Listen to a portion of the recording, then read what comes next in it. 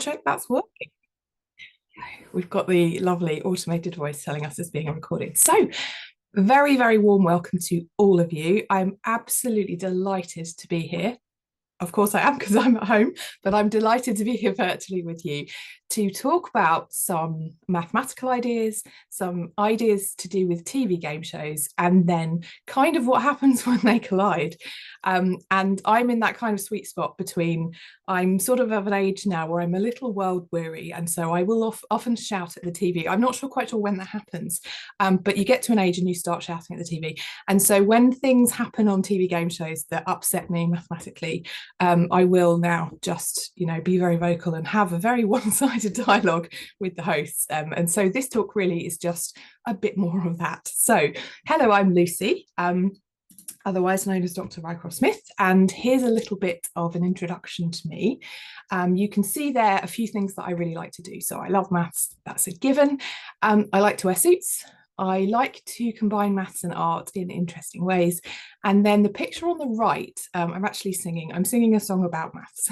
So that's another thing that I really enjoy doing. And I'm here again giving this talk for the Cambridge Festival on behalf of the University of Cambridge.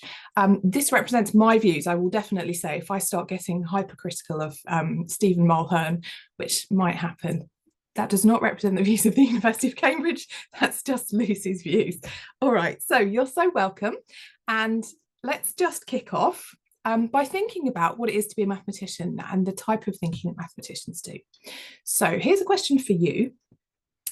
And because this is obviously a talk about game shows, there's a quiz within the quiz, always for me. On the right-hand side of the next 5 slides, I'm going to show you some images of people who are mathematicians. And so as we go through the next few ideas, and I'm talking about the type of thinking mathematicians do, there's a little side quest if you're interested. And that side quest is to try and see how many of those mathematicians you can name. And I will give the answers, but right at the end of the talk. And just to let you know, this is an incredibly hard quiz. I think probably if I gave this to somebody who was a colleague of mine at the university who was a mathematician, they still might only get maybe 8 out of 10. If you get 2 or 3 of them, you're doing great.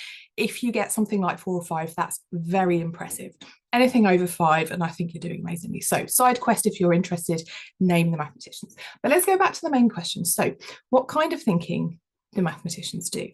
And I'm going to make this more difficult for you. Try and use a single word. You can have a few goes if you want, but try and use a single word to sum up the sort of thinking that kind of characterizes mathematical thinking or mathematics as a discipline. So I'll give you a minute to try and have a go in the chat. Some thoughts from you. And what I'm going to do in about 30 seconds is I'm going to reveal what some of my mathematician friends said, and we'll see if you're surprised or if some of the things that you said came up. I can see some excellent things happening already. So we've got people saying logical. Disciplined, oh nice. I'd love to think I'm a disciplined mathematician. I'm not. I'm a really messy mathematician. You'll see in a minute. Lateral is great, really nice way of thinking. Yeah. Analytical, fussy. Hey, I wonder what fussy means. Stephen, if you want to sort of add a bit more to that, that would be really interesting. Numbery, thank you very much. Yes, great. Bizarre, and that might be bizarre because Maeve kind of doesn't understand that type of thinking, or it might be because it's kind of a very specialized kind of thinking. Again, please feel free to clarify. Sean says analytical, yes. Now we've got creative, and I really like that. I think you can probably tell, I don't know, can you tell from my background and what I've already said to you today that I am a creative mathematician and I really enjoy thinking creatively. We've got rigorous, excellent, yep.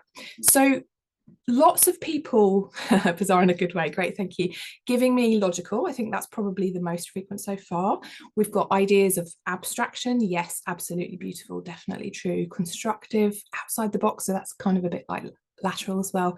Hypothetical, inquiring, oh, lovely words. Okay, so I'm going to show you now what my mathematician friend said. And by the way, there is no right or wrong answer here. I'm just interested in what you think. So I asked a bunch of mathematicians, some mathematicians, and mathematicians, and here's the most popular answers that they gave. I feel now like I'm playing a very specific TV quiz. All right, here's what they said. So logical came up the most. I'm really interested to see lots of people saying logical here too. Logical seems to be a kind of cornerstone of mathematical thinking, which is great. I think I'm a really big fan of logical thinking, and I'm going to talk a bit more about that in a minute. Deep was very important, and I like that idea too. There's that word creative. Anything here that you might find surprising? Because I think one of the things when I talk to people about my work that people do find surprising is that maths is often collaborative, and you have maybe an image, and it might be partly through the media, of people working on mathematics very isolated, very alone. Yeah, seismic. I'm going to talk about seismic in a sec. Very alone, and actually maybe not doing lots of collaboration, whereas actually that's quite common to do lots of collaborative thinking. Seismic was a great word. So we were talking about the idea that, and this kind of sort of goes a bit with persistent, that you would do lots and lots of thinking, which feels kind of a bit repetitive. Somebody described it as tunneling, which was lovely. And then you would give your brain some space, and then all of a sudden something dawns on you, when you just have that, it's like a light bulb moment. And in maths, sometimes that happens. You kind of let lots of things all coalesce, and then suddenly you leap forward in your thinking. And that's what seismic is supposed to represent there. So I thought that was lovely, really beautiful, and very kind of poetic, really. All right, so there's some ideas about the sorts of thinking that mathematicians do. And you might be thinking, what's this got to do with TV game shows? Why are we talking about this? Well, I'm about to go quite hard and be quite difficult in the way that I attack maths as shown on TV. And what I want to do first is to say to you, this is what I think maths is, before I tell you what I think it isn't, or how I think it's being maybe misrepresented with some mathematical myths. I want to start on a positive, and I'll also end on a positive, but I'm just telling you some of the great things I think about maths that we're missing out on if we only really see it represented through TV game shows. And there are some examples of really good practice, but they're quite isolated. So here's what I think is great about maths. I make no apology for this. And here is the way that I'm representing it for you in a diagram that I like to call the fried egg, for obvious reasons. And what we have there, and this might be quite hard for you to see, I do apologize. We have a really kind of wide egg shape white, which is what I think mathematicians do. And I'm being very, very naughty here by defining mathematics as what mathematicians do, and a mathematician as a person who does mathematics, which is not helping at all. That's a whole other talk. So let's just imagine we've got the whole of mathematics, and it's kind of blurry at the edges. Over here, maybe we've got computer science. Over here, we might have physics. So we've got what mathematicians are doing, and it's such interesting, cool stuff.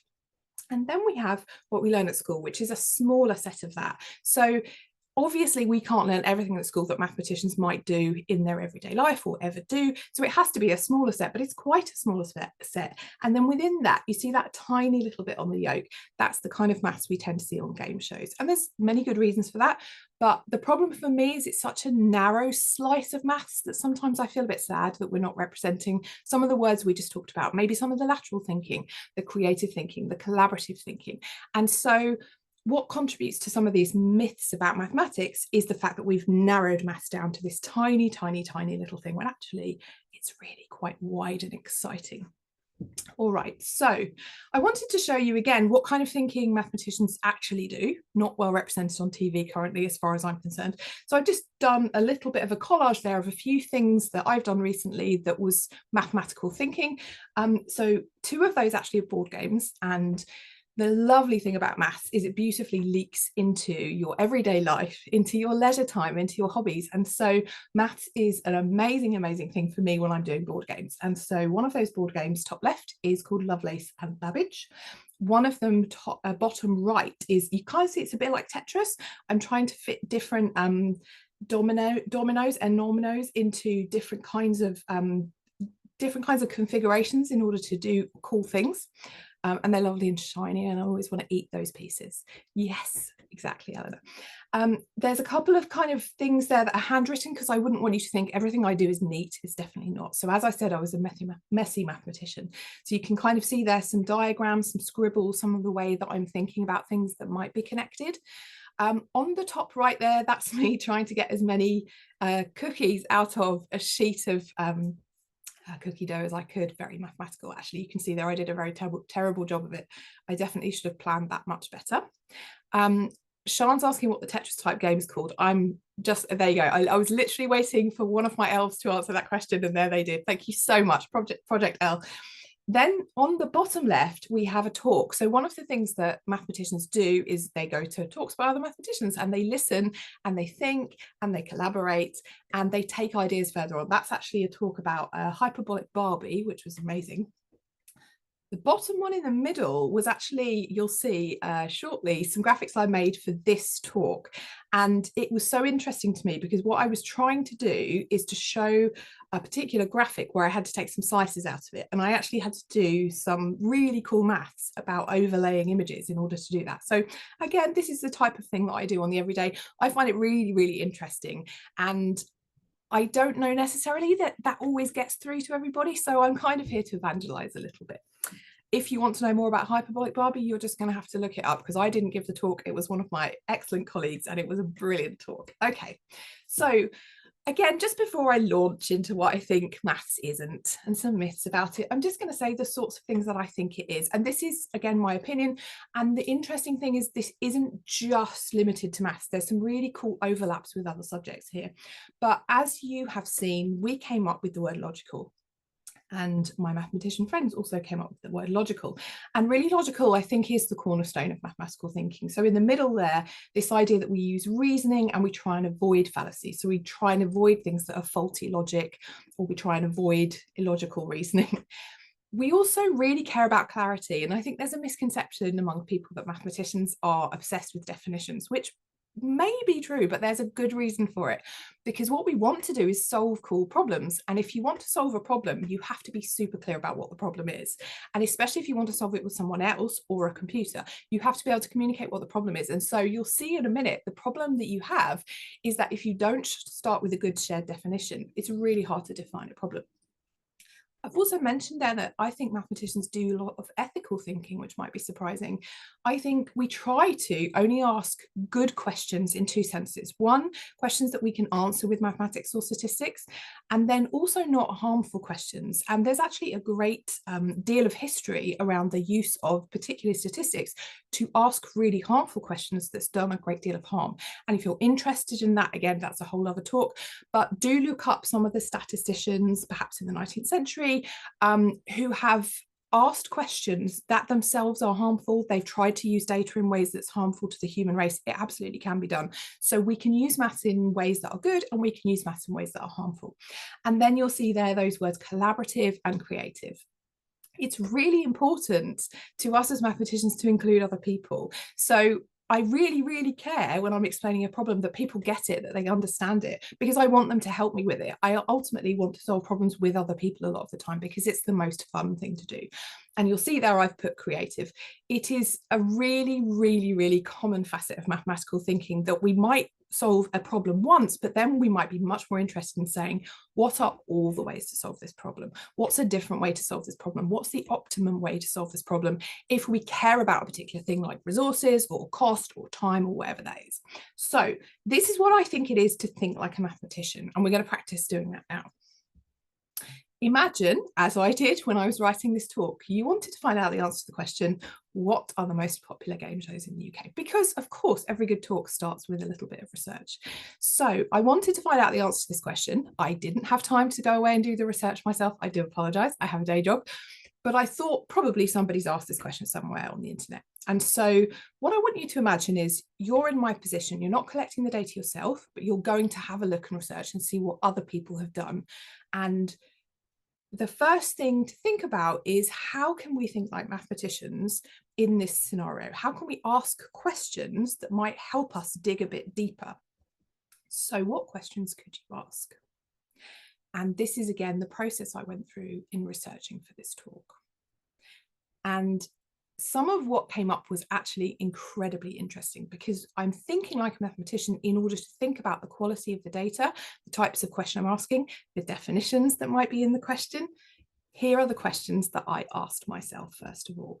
How are we defining a game show? And you'll see how important that was in a second. How are we defining popular? Very important. And that's kind of a similar question to how was this counted? when, and who. So if we asked what were the most popular game shows in the UK and we asked in 1978, of course, we're going to get very, very different answers than in 2025. So in a minute, I'm going to show you that data. And if you want, before I do it, great question, Sean. If you want, before I do it, you can have a guess of what you think came up. You can have a guess at any that were in the top 10. I'm going to show you the top 10. You can have a guess at the top 10 if you want. But you might have realized by the way that I'm framing this, that some of these were surprising to me when I had a look at this data. So feel free to put some in that you think have come in the top 10. And I will give you one clue, and that's that the data was counted in 2024. So we've got Pointless in the Chase, The Weakest Link, Deal or No Deal. Britain's Got Talent, I think that was, yeah, 1% Club, interesting. Millionaire, which I think refers to Who Wants to Be a Millionaire. Countdown, Wheel of Fortune, that's quite a recent one. I think it's been revived, right? Okay, feel free to keep going if anyone else wants to have a little guess. Limitless Win, yeah, there's been quite a few new ones introduced in the last 2 or 3 years. Traitors, interesting. Tipping Point, yeah, we've talked about that already.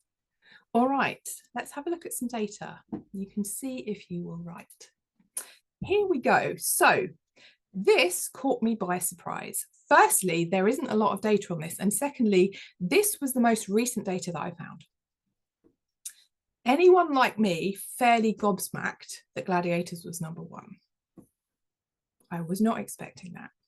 Now, it's not to say, Eleanor, that I don't love Gladiators, and I'm laughing a lot because there are people here there are people here in this room that know quite how much I do love Gladiators, but it's that I wasn't expecting it to come up as #1 here. Right, and Neil's making the point that they don't consider it a game show. There's also something here about the difference in the data. If you look at Gladiators, it seems to be massively, massively different. It's like #1 by a huge amount compared to the rest of them. And there's also some here that I expected to see that I don't see. So here's our thinking like a mathematician again. Hang on a minute, let's ask some questions here. How was this data counted and who counted it? If you look at the key, so at the top of the graph, it says average monthly search volume. So this is not how many people watched the show. This is how many people searched for it. And in the study, I'm calling it a study, I'm being very generous, it was done by an online casino. In the study, they checked to see that people were also using some other search terms. So this isn't just how many people searched for Gladiators in 2024, because as you can imagine, there'd be quite a lot of data counted there that absolutely was not to do with Gladiators, the game show. But also we can start to ask some questions about, well, why are so many people searching for TV game show Gladiators? You can make your own minds up about that, but it might not be because they're watching the show. So that's kind of an interesting one. So again, if you, like me, are also taken aback that Gladiators is there, the thing that we need is a definition of the word game show, potentially. And you also might be looking down there and seeing some of the ones that we've talked about here aren't on the list. So 1% Club isn't on there, I don't think.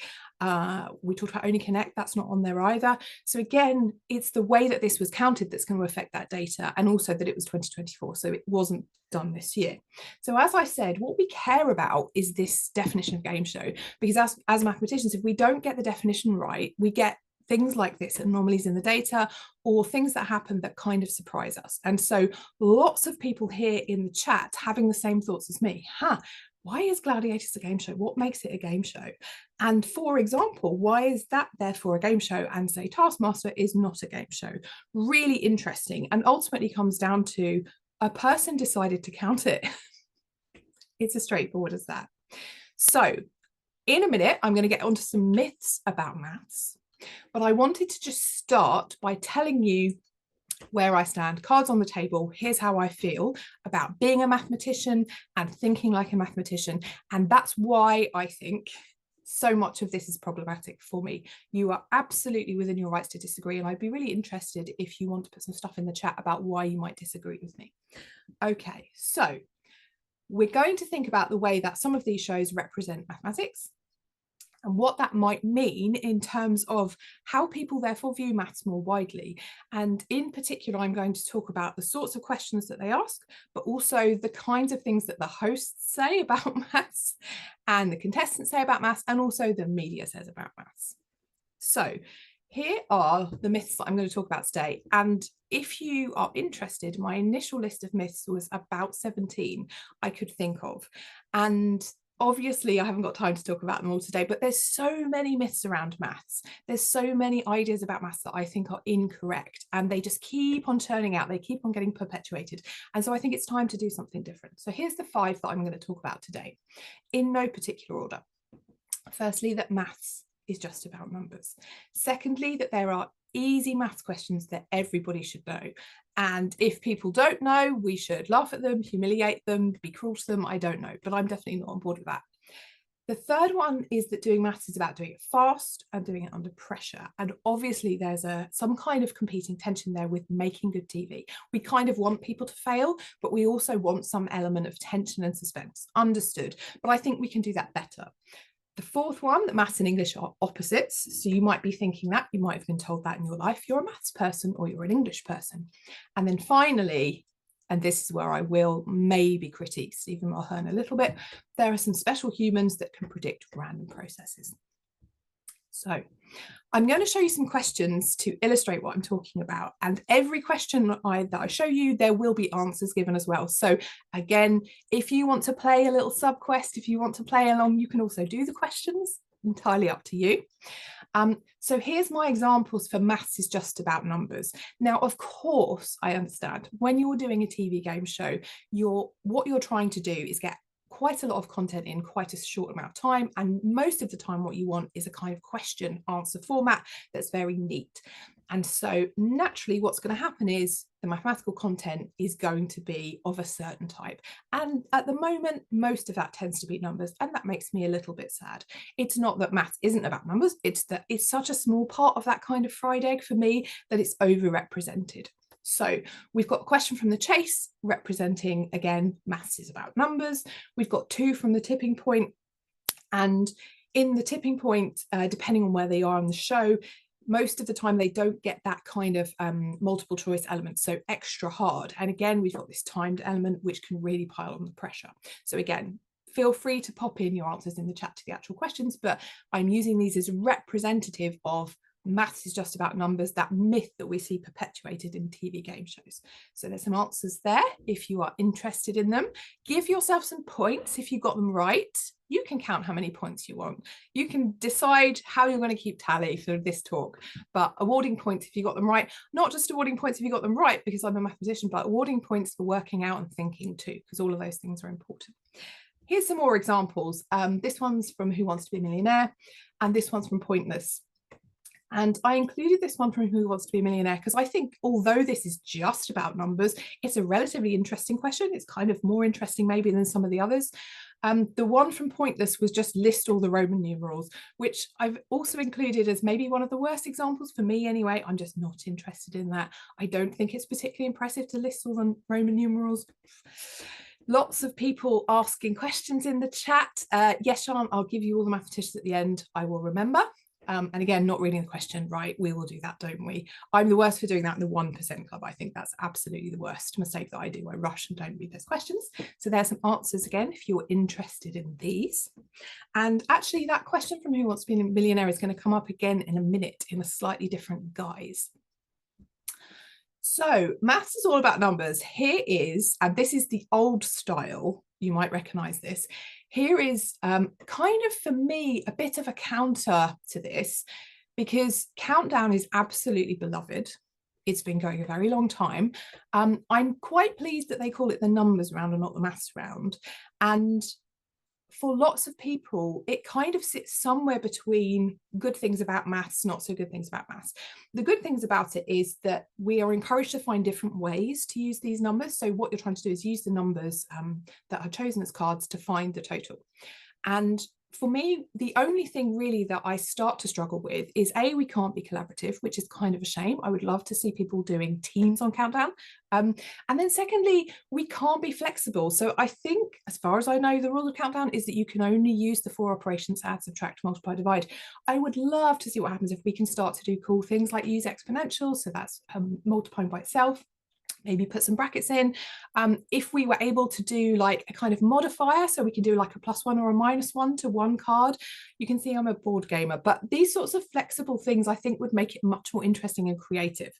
And so I'm just going to pause very briefly here to mention somebody wonderful. And throughout this talk, you're going to see some of my hand-drawn graphics. There you go, there's a person.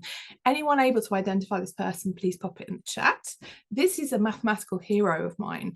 And one of the reasons that this person is so well loved in this country is they made a tangible difference to girls and women studying maths. This person has basically represented mathematicians to the extent where girls and women who, when they were younger, maybe didn't see themselves as mathematicians, started to do that. So absolutely amazing work. Yes, yes, yes, Carol Vorderman, wonderful person, and should absolutely be celebrated for some amazing work as a representative of mathematicians. All right, so here's another example of this maths is just about numbers myth. And this one I'm going to talk about in some detail because I think there's a lot of things about this question that are worrying. So in maths, what is the first composite number? This was on The Chase. The Chase is a game show where you get, as you see, these options. So it's multiple choice, but it's absolutely timed. It's absolutely under pressure. You also have the host, and the host is at times not very pleasant. Let's put it that way. Sometimes they laugh and they humiliate people. Sometimes the chaser gets humiliated, sometimes the contestant gets humiliated. And if you happen to know the host, again, please feel free to pop it in the chat if you know who the host of The Chase is at the moment. So again, I'm going to tell you the answer to this question, but just for a second, what it does, I think, is illustrates my point very well, that you might be a really good mathematician. You might be somebody who's really amazing at doing logical thinking, who's really, really interested in doing lateral thinking, creative thinking, but you just might not know the answer to this. And why not? Because it's just, do you know what the word composite number means? So yes, Bradley Walsh, perfect, well done. And so what happened in this particular instance is the contestant chose A and shrugged and said, maths is not my strong point. Somebody here who was on The Chase. Oh, we'll have to hear a bit more about that, Neil. Feel free to put some more in the chat.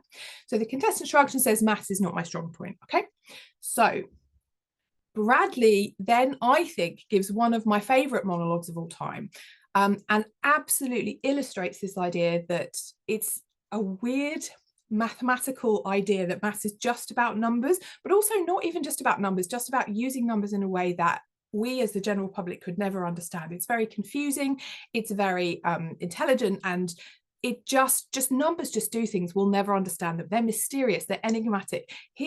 This is word for word what Bradley said. I listened to it multiple times and wrote it down. I wish I could do a great impression of Bradley Walsh. I can't. But here's what he said. And this is in answer to that question.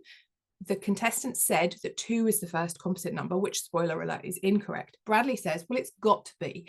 Isn't a composite number just numbers that add up to another number and are divided and can be multiplied by it? It's got to be that, hasn't it? 2 ones are 2. 1 plus 1 is 2. And for me, this is a really interesting example of, I think, what people think maths is. It's just saying some numbers, saying some operations, and maybe hoping that you'll kind of baffle people enough that they won't ask further questions. Whereas, as we heard at the beginning, the type of mathematical thinking that I and my mathematical colleagues like to do is really deep, really probing. And so my first question, I think, if Bradley said that to me is what do you mean? Tell me some more. I don't understand. So he's sort of just said a bunch of stuff. And I'm not convinced that he even knows what he's talking about at this point, but he's trying to justify that the answer is 2. And then the correct answer lights up, which is 4. Ding. So he just carries on, 2 2s are 4. So that's his reasoning. Sort of the same reasoning, but a different answer, which again strikes a bit of a red flag for me as a mathematician, because I think I'm not entirely sure there's any logic behind that. And you'll see there the correct answer is 4. And that's because composite number is a positive integer, so a whole number that can be formed by multiplying 2 smaller ones. And really interesting question. This is to do with composites and primes. And as mathematicians, yeah, we're interested in that, but it's definitely not the focus. And if you happen to know what a composite number is or happen to know what a prime number is, wonderful, congratulations. But that's not a kind of necessary condition for being a brilliant mathematician. And so the next thing that happened, I'm going to talk about in a minute, was very, very interesting to do with this question.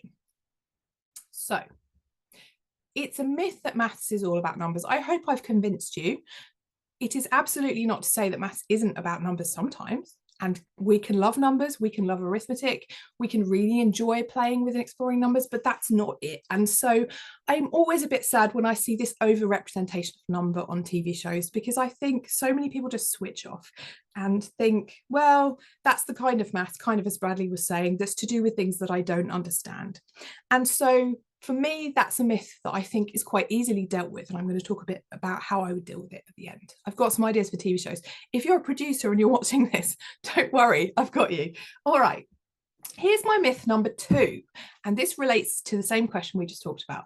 There are easy maths questions that everyone should know. Now, if we were in a room in a lecture theatre, I would say, hands up if you've ever felt panicky about maths, humiliated about maths, or if you've ever felt that you should know an answer to something and you didn't. And guess what? I definitely have, multiple times.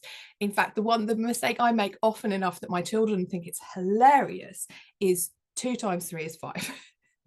I've made it in front of A-level classes. I've said it out loud. It just, sometimes the sort of multiply and the add in my head gets a bit stuck. It just happens now and again, right? So this is from a headline from a tabloid. And lots of headlines from tabloids are going to be showing up in my talk. You'll see them because they're in those kind of boxes. Mark Lebetz, he's one of the people who are supposed to know everything on The Chase, The Chasers, is humiliated as he gets maths question wrong, is the headline. So this is the same question as before. This is about the composite number. So this is the question when we're asked which is the first composite number, and the question was 2, 4, or 6. And Bradley turns to Mark and he says, now then, guess what, maths teacher? And what he means by that is Mark's going to get this question right. And then the screen shows that Mark gets the question wrong. And I've done an accurate representation there of what Bradley Walsh did. He convulsed into laughter for really quite a long time in a way that I found slightly on the edge of unpleasant. And Mark said, in my 20 years on and off as maths teacher, I've never heard that term. Just said he just doesn't know. And I think the thing that I'm trying to get at here is we should give people grace. You know, there's lots of people that, you know, don't know what the capital of a particular country is. And it doesn't necessarily seem to attract the same kind of humiliation and shame as when people don't know easy maths questions. And in particular, people who are supposed to be intelligent, because we kind of use it as a proxy for being super intelligent. And that's a worry for me. Here's another example from The Chase of this. There should be questions that everyone should know. And if you don't get that, then you're stupid. We should laugh at you. So in this case, I do angrily paint pictures of Bradley Walsh. You've seen that I do. Clearly, this is what I spend my time doing. If a car is traveling at 60 miles per hour, what distance is covered in a minute? So again, if you want to do this question, you're very welcome to. So Bradley starts to laugh. He laughs at the question and he says, what sort of a question is that? So immediately he thinks this is a stupid, easy question. Everyone should know this. And you'll see in the headline at the bottom, actually, not everyone does know this. So the contestant themselves also laughs and they say 60 miles, 60 minutes, 1 mile, 1 minute. I'm all right in maths, but I didn't think that was too bad. And Bradley says, of course it is. And again, the chaser happens to get this one wrong. And we see the entire studio and Bradley laughing at the chaser. How stupid, you're stupid, you got this wrong. That was an easy one. And again, there's something there about putting people under pressure, which I'm going to talk about in a minute, giving them only a short amount of time to answer. Obviously, being in a TV studio where you're being filmed, people aren't perfect. They're not going to get everything right all the time. And our response to how people kind of deal with that situation, I think says a lot about who we are. And I think you can make good TV without humiliating people. I think that's probably where I'm coming out with this one. So if you wanted to know the answer, there you go. It was B. Congratulations. Here's another one from Tipping Point. Same sort of thing. This one was interesting because, again, here's the headline. Tipping Point viewers staggered. I don't know who was staggered and how they let them know. As teacher gets basic maths question wrong. If you're a teacher, you should know all maths, apparently. And here's the question. What is 2/5 expressed as a percentage? And the contestant said 50%. Oh, interesting. People debating that last one. And interesting here, again, is that in this scenario, people were saying it's ridiculous that a teacher would get that wrong. We don't know right now, and I'd be interested if anybody does know what kind of teacher this person is, but also shouldn't necessarily expect somebody, even if they were a maths teacher, to get everything wrong in a time pressure situation under TV studio lights and being told, you must get this question right in order to, you know, whatever it is, get money, you know, get kudos, get fame. Exactly right. So there's the correct answer. Well done, all of you who put the correct answer in the chat. And I think something interesting about this one is if you poll people in the UK, actually quite a lot of adults would get this answer wrong. It's a relatively difficult question. And if you add the time pressure into that, it makes it way, way, way more difficult. So why is it a myth? Well, you won't be able to see what's written on this, I suspect, but this is another diagram that I drew to illustrate a little while back how difficult counting is. And what I'm trying to get at with this diagram here is that everything's easy if you know how to do it. Everything's difficult until you know how to do it. And so we all have blind spots and we all are beginners at something first before we become experts at it. And so there are so many maths questions that you could ask people that they would get wrong that really don't tell you anything necessarily about the type of mathematical thinking they could do, because there's so many reasons you might get a question wrong. It might be really badly phrased. It might be, just as we saw with Mark there, a word they hadn't really heard used before and couldn't very quickly recall the definition of. And so something really important there is to kind of remember that humility of like, everything's easy when you know how to do it, or you've learned the trick. Of course it is, but that doesn't mean we should laugh at people who don't know. And then you might recognize the statue on the right hand side. So that is Achilles. And what we're talking about here is the heel of Achilles. So very famously, we have an Achilles heel being a weak point, a bit of knowledge that perhaps you don't know or missed. Hey, we've all missed school at some point, and maybe the lesson with composite numbers was the one that you missed, and so you don't know what composite numbers are. Even as very high level mathematicians, we can't be expected to be perfect, and we can't be expected to know everything about everything. And so just because somebody's good at maths, I think we need to be very careful not to push that too far and say they're a genius, they're perfect, and laugh at them when they get things wrong. Really important to me. All right, here's the third myth. So doing maths is about doing it fast and under pressure. So I've just been talking about this. Now, I don't know about you, but I actually despise doing maths fast and under pressure. I love maths, but if I was in a situation, I would not put myself in the situation, but if I was in a situation on TV where you were firing questions at me, particularly about remembering definitions, about doing arithmetic really fast, I would freeze. And I'm going to talk about why in just a second, but I wonder if anybody else might feel the same way. It's incredibly common, it's incredibly normal, and everybody does it. So here's a question from the chase. What's the sum of the numbers from 1 to 9? And there's the three options. We've got 34, 39, and 45. Lots of people answering. Excellent. And the contestant chooses 39. And again, we have this kind of shrug. Oh, I don't know much about maths. Absolutely fine. No problem. They've chosen an option, a complete guess. Maths, unfortunately, is not my strong point. And here's what happened next. The correct answer comes up. So if you guessed 45, well done. And excellent, those people like Sean who spotted it's basically the same structure as the Sudoku question. Really interesting. And so Bradley says to Mark, Beastie Boy, which is a not very pleasant nickname, I've got to ask you this. You don't work all that out in your head, he says. And Mark says, very arrogantly, it took me all of about a fifth of a second to work that out. And you, like me, might be thinking, okay, so he probably didn't count then, like he did something else. And Bradley says, seriously, I mean, is there some quick formula for doing it? And I can see some people in the chat who do know that formula, and Mark knows the formula. There is a quick formula for doing it. It's the number, which in this case is 9, multiplied by 1 more than that number, so 10, and then you divide by 2. So what he's done is he's kind of used a formula, and Bradley's kind of shocked by this at this point. How did you do that so fast? And the answer is he knew how to do it fast. That's literally it. And something interesting about that question is that, you know, Bradley seems like he thinks that doing maths fast is the only way to do maths. It's super impressive. If you can't do it fast, you'll never be able to do it. And that's just counter to how maths works and how we teach maths. Here's another example. I really enjoyed this one. So this is from The Weakest Link, and Dave Berry, who's a presenter, went on The Weakest Link and he spoke about it on his radio show. So he said, long-time listeners of this show will know we do not, particularly we do not do maths live on air. And again, as a mathematician, I would not do maths live on air. I would be terrified to do that. And his co-host says, yes, it's even when it seems like quite an easy sum to do when you're live and broadcasting, it becomes extra hard when the pressure's on and your heart's pounding. Anything can happen. And Dave says, if you missed it, here's the moment a little part of me died inside on BBC One. So he is on the week's link, and the host is Romesh Ranganathan, and the playback starts, and Romesh says, in maths, what is 100 minus 49?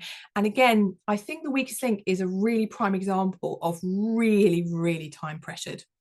You're rushing, you're trying to get to the next number. So you're actually banking money, but you're kind of working as a team, but you're not allowed to work as a team because you can't ask other people to help you. So the pressure's on you. So 100 minus 49, really, really, really fast. And again, I think I would hate to be in that situation. I would feel very worried and very panicky. And Dave says 59, 49. And Romesh says it's 51. And they all laugh and say, you got it wrong twice. Absolutely. Yeah, we have to say in maths, not generally. And what's interesting about that, again, is he's looking back on that as a kind of moment of shame and humiliation, which I find really sad, because there's something about maths that we enjoy punishing people sometimes with, that maybe we need to think a bit differently. So here's another example from the weakest link. And this headline, I'm absolutely astounded. So the quotes there are from the newspaper article. The weakest link fans fume. They love to have people fuming at Melvin O'Doon's wrong answer to simple maths questions, right? There are questions that are so simple, we should all know how to do them. It left viewers fuming.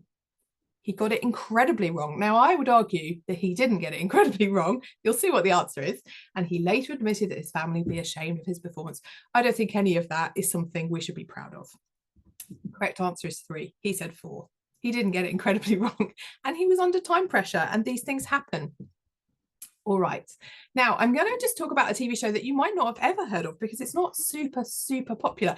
Anyone in the chat, just let me know if you've seen the TV show Puzzling, and if you happen to know who that drawing is of, who's the host of Puzzling. I've written a little bit of a clue there with their first name. Anyone happen to know who their last name is? And this TV show, I was so excited about when it first came out because there's some cool maths rounds you're going to see in a minute, which are really visual. And I was immediately interested. There's some subitizing going on, which is kind of trying to count things very quickly without counting. And there's also some pattern spotting, which I thought might be really interesting. So that's Lucy Worsley. Well done, those who guessed. She says to the contestants, this is a timed round. They're actually in a team, but they have to do this individually. Again, not allowed to be collaborative in maths. I don't know why. You get the question right, you'll earn 2 points and we move on. Wrong answers, though, or passes mean you lose a point for your team, and I won't be able to move on to the next player. I'll have to punish you, she says, by giving you another puzzle. Maths is punishment. So sad. All right, you ready to see one of the puzzles? And this is huge, huge time pressure. They lose points if they get it wrong. And you just get more and more questions to the point where it's pretty much a recipe for a thing I'm going to talk about in a minute called maths anxiety. Here we go. Here's the first question. So imagine a clock ticking down. Your teammates are staring at you. Come on, you need to get this right. You have to take the number of broken eggs on the left-hand side and divide by the number of broken eggs on the right-hand side. So all of a sudden, we've got things like I need to be able to see really well. I'm a person who's visually impaired, so I would first of all have a really hard time being able to see which of those eggs are broken. Then you have to count really fast. Then you've got to try and hold that number in your head while you count the other ones. Then you've got to do a division really, really fast. So part of this that I find really difficult is the fact that it's fast and under pressure makes it much less enjoyable. This is the kind of question that actually I think if we saw people discussing it, there might be so many interesting ways to do it. We as the audience might actually find much more joy in it. Sean's right. The answer is scrambled eggs. I mean, why you'd have that many cracked eggs and not be bothered about it is another question. All right, so if you want the answer to this question, absolutely perfect, those of you who said 4. So again, it's just a question of can you count really fast under pressure? Maybe that's interesting to me as a mathematician, not that interesting, honestly. And so this person didn't get it right. So they got another question. Here's the next question they got. Add the pizza slices. So you've got to take all the pizza slices, so the number of slices on the left, and add them to the pizza slices on the right. And again, you've got the time ticking down. You've got your poor other teammates looking at you desperately. Please get this question right. Please do. Otherwise, we're just going to get more and more and we lose the points. And so the first thing you have to do, and again, for me as a visually impaired person, it's a nightmare. How many slices in a whole pizza? It's really hard to see. Then I have to try and do some maths. This one at least maybe slightly interesting because you're adding, you can kind of think about fitting them together. I don't know. People saying panic, right? I would panic. So again, if you want to do this, you're very welcome to do it. But this sort of question, genuinely, when this comes on TV, my partner and myself make like a groaning noise because we don't want to do it. And not because the question isn't interesting, it's the time pressure. It makes you feel very differently about the maths. So if you said 76, and I think I'm right now, lots of people saying 77, which is interesting because maybe I've miscounted, and that would be very interesting if I got this wrong. Maybe I did. Feel free to take a screenshot. Feel free to tell me why I'm wrong. I would love it if you did that. I'm absolutely not infallible. And then finally, they get another question. The clock's running down. They got this one wrong. Hear this one. This one, I think, is the one that drives me absolutely mad because, again, it's an eye test on top of a maths test, timed and under pressure. So you've got to find all of the letters there, somehow sort the consonants from the vowels. So again, depends on you knowing what a consonant and a vowel is under pressure. And then you've got this idea that you've got to very quickly subtract one from the other. And again, if you're interested in doing this, please feel free. I've got a really interesting point there that it must be odd because one has, I think you need an odd number of slices, but thank you. And Sean telling me that maths teaches about accounting. Yes, I mean, I definitely am, but I don't think I'm representative. So correct answer here, I think, is 2, same sort of thing. But just put yourself in the situation of that person. I don't know necessarily if that's fun to do. Maybe some people enjoy that. I don't find it fun to watch as a viewer. I find it uncomfortable. Exactly, easier to reverse. So some cool things you can do there about what you count versus what you don't count. So the myth here is that doing maths is about doing it fast and doing it under pressure. In real life, I almost never do maths fast and under pressure. There's almost never a math emergency where someone calls me on the phone and says, quick, do some fast maths. And if you do it wrong, everyone's going to die. It sounds like the plot of a film. I know which film that is as well. Again, please feel free to guess what that is in the chat. But the idea here that we have to do it fast and under pressure in order to prove ourselves as mathematicians is patently false. And actually some of the best thinking, let's go back to what we were talking about at the beginning, that we do as mathematicians is kind of slow, persistent, logical, thoughtful, deep. And so this, I think, gives a bit of a wrong impression sometimes. And maybe it's good TV and maybe it isn't. But again, for me as a viewer, I'm not super excited by this. I just feel a bit uncomfortable. So why is it a myth? I mentioned this before, this idea of math anxiety, and it says math anxiety there. It depends if you use the American terminology or not. We don't know how many people suffer from it, but that's the highest I've ever seen. Some other estimates are kind of between 50 and 70%. This study said 93% of adults. Maths teachers suffer from maths anxiety. Maths professors suffer from maths anxiety. Lots of people suggest that maths anxiety is a contributor to people really struggling to learn maths in classrooms. And so we know there's a phenomenon. And by the way, it's not just the same as feeling a bit weird about maths or having general anxiety. It's a very specific phenomenon. You can see it happening in the brain when you ask people to do maths and you kind of are doing various things, looking at the way that their brain is interacting with the maths. It's very specific to maths. So we know that there's a thing called maths anxiety. We know that people panic and freeze up and feel really uncomfortable. And yet we're putting them on TV and asking them to do it. I don't know how nice that is, honestly. And again, I don't know how good it is for us to witness. What's it doing to people who are then going away and studying maths in classrooms? I got some worries about that. Absolutely, how you're taught contributes to the anxiety. Exactly that. All right, let's talk about the fourth myth. So we've got maths and we've got English, right? And they're different things. You can be good at maths or you can be good at English. It's a bit like a sorting hat, isn't it? When you go to school, children, we're going to make you choose. And there were so many examples of this that I couldn't even write them all down. Almost every TV game show I watched had examples of this. The host was saying to people, are you a maths person or an English person? People who were on the show, the contestants were saying, I'm not good at maths, I'm an English person. Maths isn't my strong point, I'm a language person. All right, but why is that a problem? It's a problem because we know that from lots of research, if we ask students to pick in that way, what they do is they kind of shape their identity around that. And so there's some really harmful stuff that comes out of that. It's also just not true. Many people are good at both. And having a high score on one does not imply a low score on the other. And also what is English, and also what is language, and also what is maths, and how do we test them? You know, this is so complex. But one of the things that I put there is, for example, girls might start to feel less confident or interested in maths I should say they, sorry, because they do better on language tasks. It's in the evidence there, or they're told they're better at English. And so it really has some harmful effects on the self-image of young people if we tell them this sort of thing. I've given you another example there from the 1% Club, which patently shows you that maths and English clearly are linked, because there's some really interesting questions you can ask that use language, logical reasoning, and geometric diagrams that clearly are using both. You need to do some quite interesting language thinking there in order to tease out the logic of that question. You need some math skills too. Just rubbish, not true at all. And I've given you the answer there because it's on screen. C is the only option. I don't particularly like the way that they've described the answer there, actually, very interestingly, but that's for another day. So let's get on to the fifth myth. This is the last one, and I managed to say fifth myth just about. There are some very special humans that can predict random processes. Deal or no deal? This is the one that really has me shouting at the TV. I don't know if you agree, right? But this has the premise of being an amazing TV show, because who doesn't love predicting random things? Who doesn't love pushing your luck? I love it. And there's something so exciting about having all this kind of box opening activity, and they really play it up. There's the music, there's the drums, there's the lights, you're in a studio, they're going to open a box, what's in it? And there's so many things it could be at the beginning. It's like start so full of promise. And if you don't know the show, contestants bring a box to the table, and then there's 21 other contestants all kind of in a row, and they open the boxes, and the banker makes them an offer based on kind of what's left in the game. So they want to keep the big numbers, which are generally red, and they want to get rid of the smaller numbers, which are generally blue. And yet there's so much about the kind of way that people talk in the show that's so upsetting. It could be so interesting mathematically. It is interesting mathematically. But Stephen Mulhern in particular, who's the current host, and Noel Edmonds, who was the previous host, say some things in there that really make me uncomfortable. And again, some people also saying that. So Stephen says, for example, in a recent one I was watching, to the contestant, if you think the box number is horrible, so that's the number on the outside of the box, it's probably got a horrible number in it.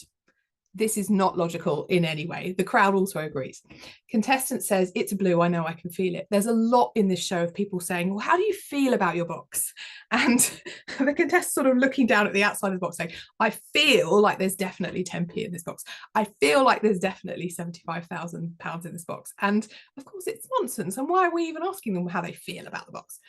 Then what it leads to, this sort of awful blaming of contestants for the amount of money that's in their box that they had zero influence over. So something about this, again, I kind of think it veers into the unpleasant. So a contestant might open a box, and sometimes they're friends, or they kind of know the main contestant quite well. And so they open the box and then they apologize because they've ruined the contestant's game, or they've opened a box with such a large amount of money in it that suddenly the kind of banker's offering them literally less money. And so they're being blamed for the outcome of a random process that they never, ever could have predicted. And then same sort of thing, sort of Stephen Mulhern then encourages the contestant to just try harder through sheer force of will. You've got to keep the 100,000 play. He says, come on, you can do it. He also turns to people opening boxes and said, please, could you give us a blue? Or we'd like a blue if you wouldn't mind. Again, as if it's under their control in any way. And then one recently, which again, really, really made me groan at the TV. Stephen said, you're wearing blue. Do you think you've got a blue, as in a small number? And the contestant said, yes. And so there's something there about, as humans, we love to make patterns, we love to connect things. That's quite a mathematical thing to do. But we also need to know when to not make connections. If I'm wearing a blue dress, it does not mean that the number inside my box, which was randomly allocated, if we believe the show, is also blue. You know, there's no reason why that would happen logically. And I've got some questions and some people talking about this in the chat, and some people saying they haven't seen it, don't want to. Other ways that we could play it, again, really interested in the ways that we could actually use maths much more interestingly, because one of the cool things we do as mathematicians is we change when we get more information, we update the way that we think about things. And so we could actually use some really interesting mathematical techniques on that show that could make it much, much cooler and much more logical reasoning. So those are the myths that I've talked about. And just a little reminder, and you might be forgiven for saying, all right, but it's easy for you to criticize, right? You're not on TV, you're not trying to make a show, you're not trying to squeeze everything into, a particular format that's absolutely on at a certain time of day. We're trying to get as many people into it as possible. Maybe there is a tension between making good TV and representing mathematics well, and I acknowledge that. But do you know what? I think we could do better, and I think we could ask better questions, but I also think we could have better formats that could be incredibly exciting and help showcase how creative, how collaborative maths can be, and ultimately the cool things that me and my friends do and that I just want to show everybody else. So here's some examples.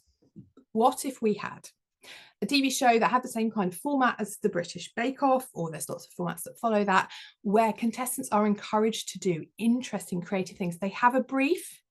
They also have technical challenges. So there's a pottery show that's kind of similar to this. And then they get to do great, big, elaborate, creative creations at the end. What would it look like if we... So at the end, they have to do a showstopper in the Bake Off. Imagine a mathematical showstopper. Imagine if somebody gave you 5 hours to create a mathematical showstopper. Oh, it will be so cool. And of course, there's lots of maths in these shows anyway. But lots and lots and lots of TV shows for young people, but also for any age, which are kind of art comic format TV shows. And in that, you are encouraged to try things yourself at home. So people of a certain age might remember Tony Hart. People of another age might remember Neil Buchanan, which is where this is taken from. Please feel free to tell me what the most recent cool art shows on TV are. But what might that look like if there were mathematical things? And we were asking people to go away and try some cool stuff, build things, take some ideas that they'd seen and try them out at home. I have so many fond memories of making things that I used to see on TV and Art Attack. And then this one, one of my favorite TV shows, and it's because it's so creative, is Taskmaster. I wonder what it would look like if we took a bit more of that kind of approach, much more creative, much more collaborative. And we also thought so hard about the design of the tasks to make them really, really fun to watch. I think this could be an absolute winner. And again, I'm not suggesting these actual shows. I just think we take the good things from these shows and we make a much more interesting format of the way that we showcase maths on TV, because not only is it more representative of maths, it actually encourages, therefore, more people to do maths in interesting, collaborative, and ultimately ways that would maybe help some of this maths anxiety, maybe help students want to study it a bit more. Just some thoughts. So you wanted to know who the mathematicians were. Here they are as a list. I apologize if I've spelled anybody's name wrong. I don't think I have, but please let me know. Give yourself a mark out of 10. And again, be gentle, be kind on yourself. Nobody expects 10 out of 10 all the time, and some of these were particularly difficult. I'm very, very privileged to call some of these people friends and colleagues, and I'm very delighted also to give a bit of a showcase here of the types of people that might go into maths and practice maths in a completely diverse way. Lots of people telling me their scores there. So that's the end of the talk. I have absolutely loved having you. It's been such a joy and a pleasure. And it's got 0. And one of the things that I really wanted you to take away from this is, what can we do with maths that's much more creative and collaborative? And whether that's on TV, whether we're going to go away and make some cool YouTube shows, maybe we're just going to have some conversation with friends, all of these things contribute to the reputation of maths that isn't some of those tired, boring old myths that I've been talking about today. So if you want to talk to me about this a little bit more, please feel free to. You can find me on Blue Sky. You can also find me on my website, and that means you can send me some messages. If you have a brilliant idea for a TV show and you want to talk to me about making it, let's talk about that. If you have a problem with what I said today and you think, yeah, I think you did that wrong, you definitely did that question from puzzling wrong, you've definitely counted wrong, please tell me, go ahead. I'd love to hear from you. And thank you for being such a warm and helpful audience. Thank you for getting involved. I've really, really enjoyed having you. It's been a total pleasure. And I hope you enjoy the rest of your evening if you're here in the UK, or whatever the rest of the day holds for you if you're not. And I hope also that you go away thinking about maths maybe a tiny bit differently, or just you already thought that way and it's nice to have your ideas confirmed. Thank you so much.